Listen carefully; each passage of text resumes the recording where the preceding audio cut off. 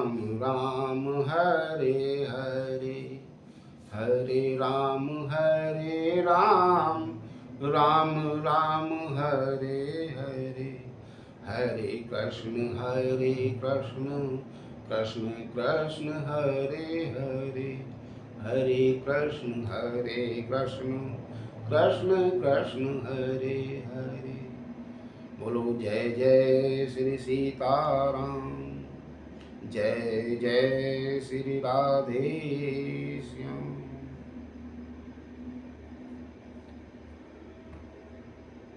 हमारे देश में अनेक संत महात्मा ऋषि महर्षि भक्त हुए हैं।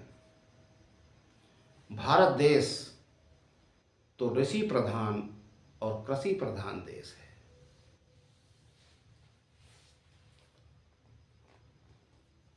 ऋषि अर्थात संस्कृति, कल्चर, कृषि एग्रीकल्चर। संस्कृति और कृषि में कितनी समानता है कि अंग्रेजी में संस्कृति को कल्चर कहा जाता है और कृषि को एग्रीकल्चर कहा जाता है।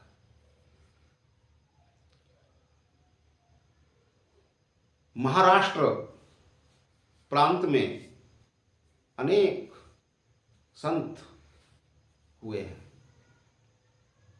संत एकनाथ, ज्ञानदेव, तुकाराम, जनाबाई, अनेक संत, संत नामदेव। आज हम संत नामदेव के चरित्र की कुछ चर्चा करने जा रहे हैं।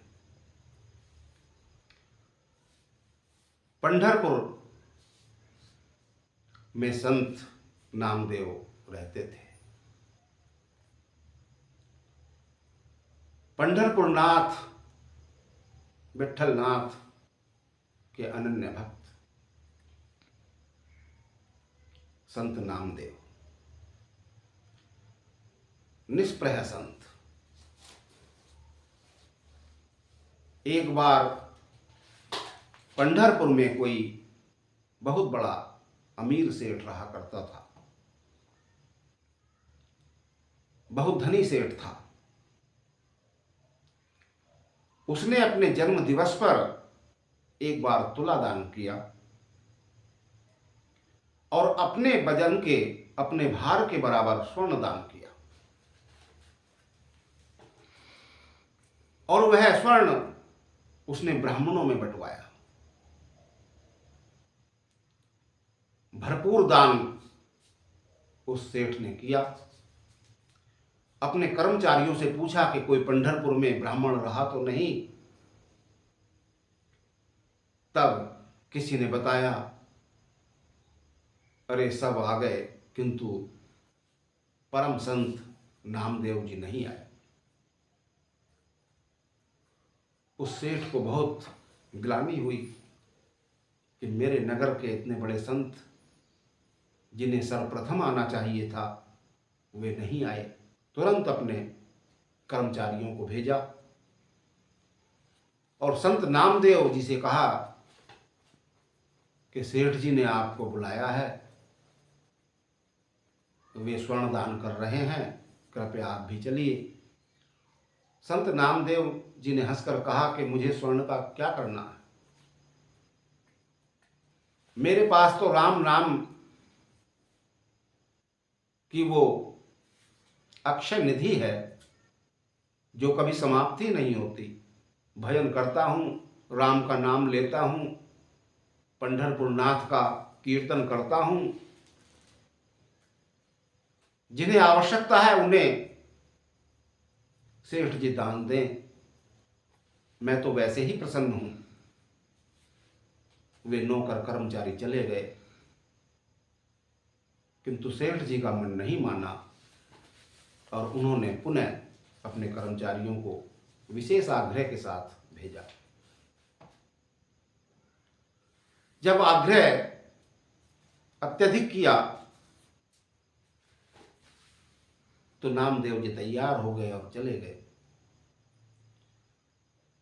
किंतु सेठ जी से कहा कि सेठ जी, आप बहुत बड़े दानी हैं, धर्म को जानने वाले हैं, आपने ब्राह्मणों को संतुष्ट कर दिया, मैं तो वैसे ही संतुष्ट हूं, मैं दान लेकर क्या करूंगा।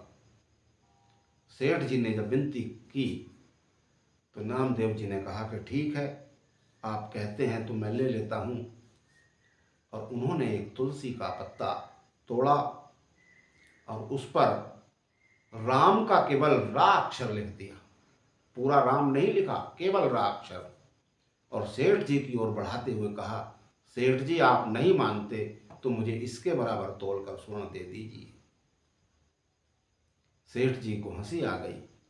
कहा, संत जी आप क्यों उपहास करते हैं, मैंने तो बहुत स्वर्ण दान किया है, मेरे पास कोई कमी नहीं है, आप जितना चाहो उतना ले लो, आप उपहास मत कीजिए, इतने स्वर्ण से भला क्या होगा।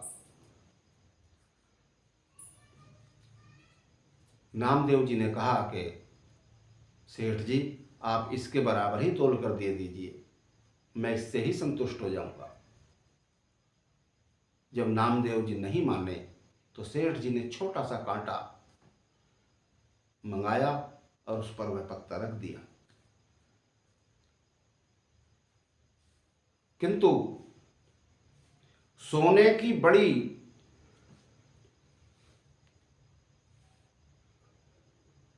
टिकिया रखने पर भी, बटिया रखने पर भी, डली रखने पर भी पल्ला नहीं उठा। उसने फिर थोड़ा बड़ा कांटा मंगाया तो भी पल्ला नहीं उठा। उसने फिर बहुत बड़ा कांटा जिससे मनों की तोल होती थी वह मंगाया, किंतु तुलसी पत्र, रा लिखा हुआ तुलसी पत्र टस से मस नहीं हुआ। पूरे घर का स्वर्ण उसमें चढ़ गया, किंतु वह तुलसी पत्र का पल्ला हिला भी नहीं। महान आश्चर्य, लोगों की भीड़ लग गई देखने के लिए चमत्कार। सेठ जी को बड़ा आश्चर्य हुआ। उन्होंने अपने रिश्तेदारों से, परिचितों से, अन्य नगर सेठ से उधार स्वर्ण मंगाया, किंतु पलड़ा टस से मस नहीं हुआ। तब नामदेव जी ने हंसकर कहा, आपका जितना कुटुंब है, जितने आपके सगे संबंधी रिश्तेदार मित्र हैं, अपना अपना पुण्य लगा दो, शायद ये उठ जाए। सबने अपना दान, तप, तीर्थ, स्नान, पूजा पाठ सारे पुण्य लगाए,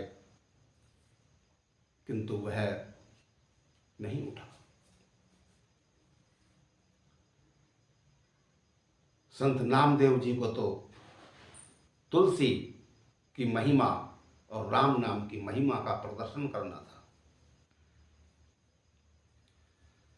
नामदेव जी ने कहा कि सेठ जी, जब आपका इतना स्वर्ण, आपकी पूरी संपत्ति, आपका पूरा पुण्य भी एक तुलसी पत्र की बराबरी नहीं कर सकता, तो बताओ मैं इस धन को छोड़कर, इस अमूल्य निधि को छोड़कर तुच्छ स्वर्ण का क्या करूंगा। बात सबकी समझ में आ गई थी और नामदेव जी ने कहा कि कभी अपने दान का अहंकार मत करो, अपने धन का अहंकार मत करो, तुलसी महारानी का पूजन करो, तुलसी माला कंठ में धारण करो, तुलसी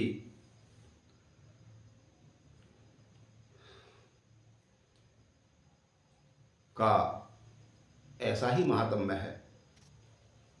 सब लोगों की समझ में आ गया था और सबने संत नामदेव जी का जय जयकार किया। तुलसी महारानी का जय जयकार किया, पंडलनाथ सरकार का जय जयकार किया। बोलो विठ्ठलनाथ भगवान की जय।